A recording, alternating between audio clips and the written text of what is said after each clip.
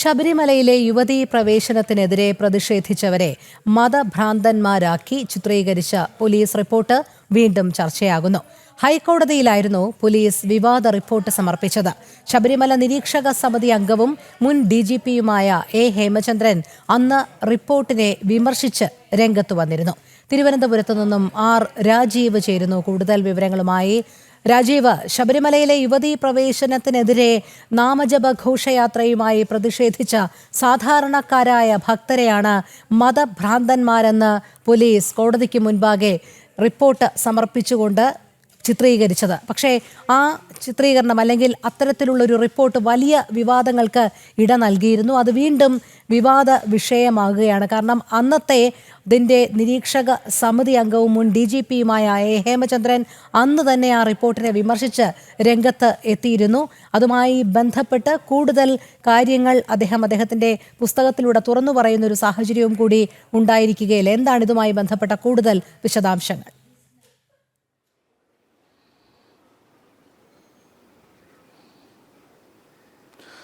രോഹിണി, മുൻ DGPയും അതുപോലെ തന്നെ ശബരിമല ഈ യുവതീ പ്രവേശന വിഷയത്തിലെ നാമജപ ഘോഷയാത്ര ഉൾപ്പെടെയുള്ള പ്രതിഷേധങ്ങൾ ഉണ്ടാകുന്ന സാഹചര്യത്തിൽ അവിടെ നിരീക്ഷക സമിതി അംഗവുമായിരുന്ന ഹേമചന്ദ്രനാണ് ഈ തുറന്നു പറച്ചിലുമായി രംഗത്ത് വന്നിരിക്കുന്നത്. പോലീസ് നൽകിയ റിപ്പോർട്ടിൽ, അതായത് ഹൈക്കോടതിയിലാണ് പോലീസ് ഇതുമായി ബന്ധപ്പെട്ട റിപ്പോർട്ട് നൽകുന്നത്. 2018 സർക്കാരിൻ്റെ യുവതീ പ്രവേശന വിഷയത്തിലെ നിലപാടിനെതിരെ വലിയ രീതിയിലുള്ള പ്രതിഷേധങ്ങൾ ഉണ്ടായത് സന്നിധാനത്ത് മാത്രമല്ല, സംസ്ഥാനത്തൊട്ടാകെ രാജ്യത്തൊട്ടാകെ തന്നെ വലിയ രീതിയിലുള്ള പ്രതിഷേധങ്ങളുണ്ടായി. നാമജപ ഘോഷയാത്രയുമായി ഭക്തജനങ്ങൾ തെരുവിലിറങ്ങുന്ന ഒരു സാഹചര്യം ഉണ്ടായിരുന്നു. എന്നാൽ സന്നിധാനത്തുൾപ്പെടെ പോലീസിന്റെ ഭാഗത്തു നിന്നും കടുത്ത നടപടികളാണ് ഭക്തർ നേരിടേണ്ടി വന്നത്.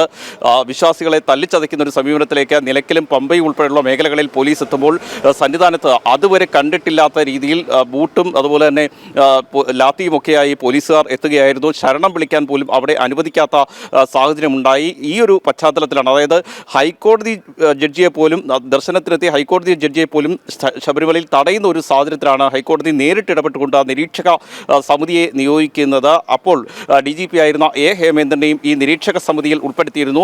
അവിടെ അദ്ദേഹം എത്തുന്ന സമയത്ത്, അതായത് സന്നിധാനത്ത് എത്തുന്ന സമയത്ത് അദ്ദേഹം കണ്ട കാഴ്ചകളാണ് ഈ പുസ്തകത്തിലൂടെ അദ്ദേഹം വിവരിക്കുന്നത്. ഭക്തിസാന്ദ്രമായിരുന്ന ഒരു അന്തരീക്ഷത്തിൽ നിന്ന് വ്യത്യസ്തമായി എവിടെയും പോലീസ് ഉദ്യോഗസ്ഥരെ മാത്രം കാണാനാകുന്നു. പതിവിൽ നിന്ന് വ്യത്യസ്തമായി പോലീസ് ഉദ്യോഗസ്ഥർ ബൂട്ടുകളും അതുപോലെ തന്നെ ലാത്തികളുമൊക്കെയായി അവിടേക്ക് എത്തുന്നു എന്ന് മാത്രമല്ല, സാധാരണ തീർത്ഥാടകരെ പോലും തടയുകയും അവർക്ക് ദർശനം നടത്താനുള്ള സൗകര്യങ്ങൾ ചെയ്തു കൊടുക്കാതിരിക്കുകയും ചെയ്യുന്നു.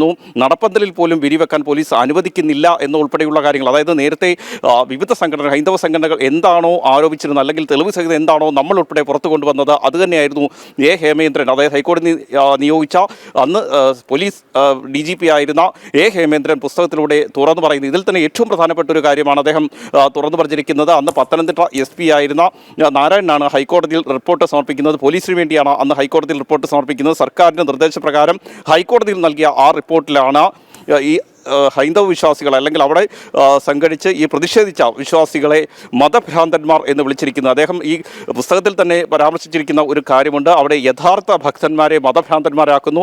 അതുപോലെ തന്നെ ഹൈക്കോടതി ജഡ്ജി ശബരിമലയുടെ സുരക്ഷയ്ക്ക് ഭീഷണിയാകുന്നു. ഈ ഹൈക്കോടതി നിയോഗിച്ച നിരീക്ഷക സമിതി പോലും ക്രമസമാധാന പ്രശ്നങ്ങൾ ഉണ്ടാക്കുന്നുവെന്ന് പോലീസ് റിപ്പോർട്ട് നൽകുന്നു എന്നാണ് അദ്ദേഹം ഈ പുസ്തകത്തിൽ തുറന്നു പറഞ്ഞിരിക്കുന്നത്. മാത്രമല്ല, മനീതി സംഘത്തിന് ലഭിച്ച VIP പരിഗണനയെക്കുറിച്ചും അദ്ദേഹം തുറന്ന് എഴുതിയിട്ടുണ്ട്. അതായത് ശബരിമലയിലേക്ക് മനീതി സംഘം എത്തുന്നു. ശബരിമല ദർശനം നടത്തുന്നതിന് വേണ്ടി സർക്കാർ നേരിട്ടാണ് ഈ മനീതി സംഘത്തെ കൊണ്ടുവന്നത്. ആ ഘട്ടത്തിലേക്ക് ഇത് വലിയ രീതിയിലുള്ള ചർച്ചകളായതുകൊണ്ട് ആ വിഷയത്തിലേക്ക് കൂടുതൽ നമ്മൾ കടക്കുന്നില്ല. പക്ഷേ അന്നുണ്ടായ പ്രതിഷേധങ്ങളൊക്കെ നമുക്കറിയാം. സർക്കാരിൻ്റെ കൃത്യമായ ഗൂഢാലോചനയുടെ ഭാഗമായി തന്നെയായിരുന്നു മനീതി സംഘത്തെ വളരെ രഹസ്യമായി പമ്പയിലേക്ക് എത്തിച്ച് ഇത്തരമൊരു നീക്കം നടത്തിയത്. ആ മനീതി സംഘത്തെ ആ ഘട്ടത്തിൽ നിലയ്ക്കൽ വരെ മാത്രമായിരുന്നു ഭക്തർക്ക് പോകാൻ അനുവാദമുണ്ടായിരുന്നത്. നിലയ്ക്കൽ ഉൾപ്പെടെ പല മേഖലകളിലും പോലീസ് വാഹന പരിശോധന നടത്തുകയും വാഹനങ്ങൾ തടഞ്ഞതിന് ശേഷം ഭക്തരെ KSRTC വാഹനത്തിൽ പമ്പയിലേക്ക് കൊണ്ടുപോവുകയും ചെയ്യുകയായിരുന്നെങ്കിൽ മനീതി സംഘത്തിന് പമ്പ വരെ പോകാനുള്ള അനുമതി ലഭിച്ചു. അതീവ രഹസ്യമായി VIP പരിഗണനയോടെ മനീതി സംഘത്തെ പമ്പയിൽ എത്തിച്ചു എന്നാണ് ഹേമചന്ദ്രൻ തുറന്ന് എഴുതിയിരിക്കുന്നത്. ഈ രീതിയിൽ അന്ന് പോലീസിൻ്റെ ഭാഗത്തു നിന്നും ഏതൊക്കെ തരത്തിലുള്ള നടപടികൾ ഭക്തർക്കെതിരെ ഉണ്ടായിട്ടുണ്ടോ ആ നടപടികൾ തന്നെയാണ് അദ്ദേഹം സ്വന്തം പുസ്തകത്തിലൂടെ വിവരിക്കുന്നത്. അന്ന് അവിടെ കണ്ട കാഴ്ചകൾ അത് തന്നെയാണ് അദ്ദേഹം ഈ കാര്യങ്ങളിലൊക്കെ വ്യക്തമാക്കുകയും ചെയ്തിരിക്കുന്നത്. യഥാർത്ഥ ഭക്തർക്കല്ല അവിടെ നീതി ലഭ്യമാക്കാനുള്ള ശ്രമം പോലീസിൻ്റെ ഭാഗത്തു നിന്ന് അല്ലെങ്കിൽ സർക്കാരിൻ്റെ ഭാഗത്തു നിന്ന് ഉണ്ടായത്.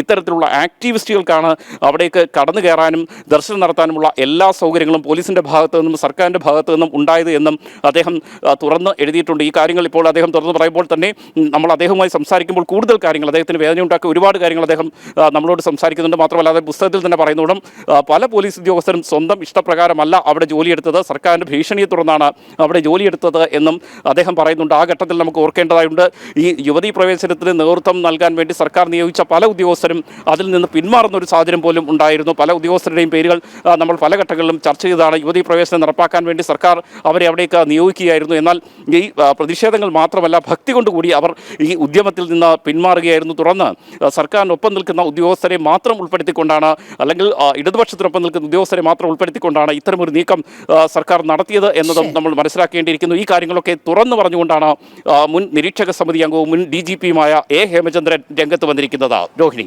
ശരി, ആർ രാജീവാണ് വിശദമായ വിവരങ്ങൾ നൽകിയത്.